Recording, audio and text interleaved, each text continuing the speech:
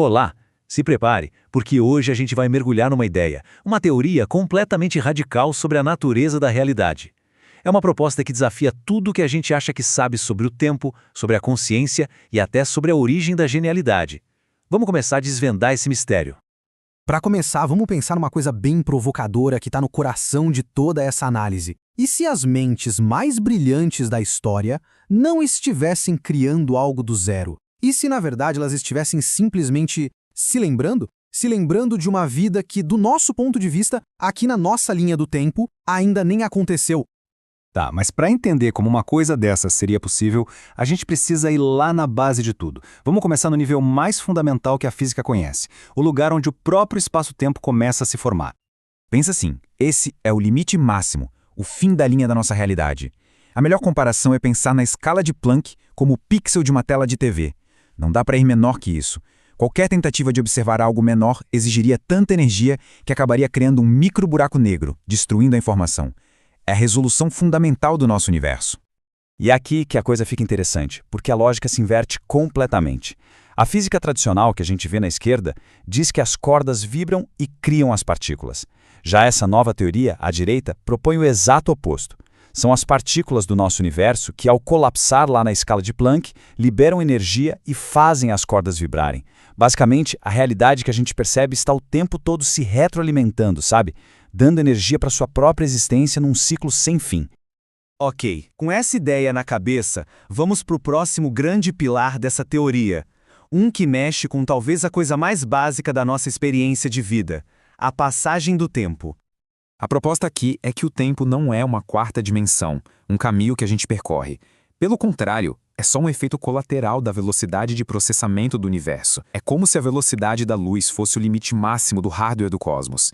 O que a gente chama de tempo é só a latência, o atraso para a informação chegar de um ponto ao outro. Para a própria luz, esse atraso não existe. Cara, a consequência disso é de explodir a cabeça.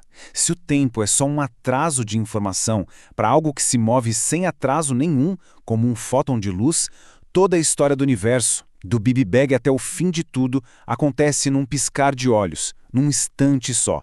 Passado, presente e futuro, tudo junto, ao mesmo tempo. Beleza. Se o tempo não é o que a gente pensa, e nós, o que somos? A próxima parte desta análise redefine a consciência, não como algo que o cérebro cria, mas como algo muito, muito mais fundamental. Nessa nova visão, a consciência deixa de ser um tipo de software que roda no hardware do cérebro. Pensa nela como se fosse um fóton de informação, uma unidade fundamental de energia, pura, sem massa, tipo a luz, só que carregando consciência. E o que isso significa? Que ela não estaria presa à nossa biologia da mesma forma que o nosso corpo está. Essa analogia da música é perfeita para entender a diferença. A visão mais lógica, mais tradicional, vê a consciência como um arquivo de dados gigante que precisaria ser copiado. Mas essa nova perspectiva a vê como música, e não se move a música, certo? A gente simplesmente faz ela ressoar em outro instrumento. A consciência não seria transferida, mas sintonizada num novo receptor. Então, vamos amarrar as pontas. Se a realidade é uma vibração, o tempo é uma ilusão e a consciência é tipo um fóton sem massa, como isso tudo se junta para explicar a nossa pergunta lá do começo sobre a genialidade? É aqui que o quebra-cabeça se monta. Pensa bem, se a consciência é como a luz e não está presa nessa linha reta do tempo que a gente conhece, então, no fim de uma vida, ela não precisa necessariamente ir para o depois. Ela pode literalmente saltar para fora do tempo e reencarnar no passado. O fim de uma jornada em 2026 poderia ser o começo de outra lá em 1226. E tá aí a resposta da teoria. Figuras como Leonardo da Vinci ou Nikola Tesla não estavam inventando as coisas do zero. Eles eram, no fundo, viajantes do tempo acidentais, acessando pedaços de conhecimento de uma existência futura. Eram ecos de um futuro que eles mesmos já tinham vivido.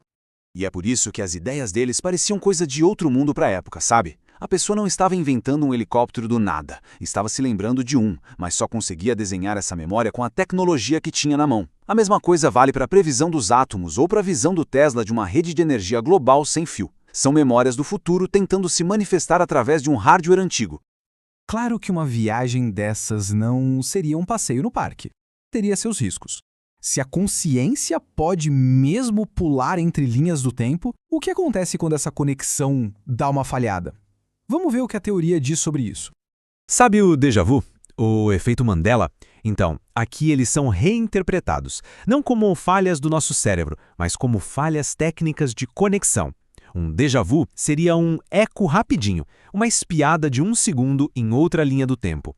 Já o efeito Mandela seria o resultado de uma desconexão mais séria, onde um grupo de consciências mantém memórias de uma realidade que, para elas, não existe mais. Tá, e como se faria uma viagem dessas de forma estável, sem bugs? A teoria sugere que a chave está no campo de Higgs, aquele mesmo que dá massa para tudo que existe. Ele seria a âncora que prende a consciência a uma realidade específica. Se essa âncora ficar instável, a conexão falha. A solução seria um tipo de protocolo de coerência que criaria uma bolha de estabilidade em volta da consciência, garantindo uma transferência limpinha, sem falhas e sem perda de memória. Bom, para a gente fechar e organizar as ideias, essa tabela resume bem a virada de chave que essa teoria propõe. A realidade deixa de ser feita de cordas que vibram sozinhas e passa a ser energizada por partículas que colapsam. O tempo deixa de ser uma quarta dimensão e vira um atraso de informação. A consciência evolui de algo que o cérebro cria para se tornar uma unidade fundamental, um fóton de informação. E por fim a genialidade, que deixa de ser só uma habilidade incrível para ser na verdade uma memória de uma vida futura. Isso tudo leva a gente a uma última pergunta, para pensar mesmo. Porque, se essa teoria tiver algum fundo de verdade e a inspiração for mesmo um eco de uma vida que ainda vamos viver, isso não vale só para os grandes gênios da história. Vale para todo mundo. Que intuições, que ideias, que curiosidades que a gente tem hoje são, na verdade, lembranças de um conhecimento que um dia vamos ter? A resposta talvez já esteja dentro de nós.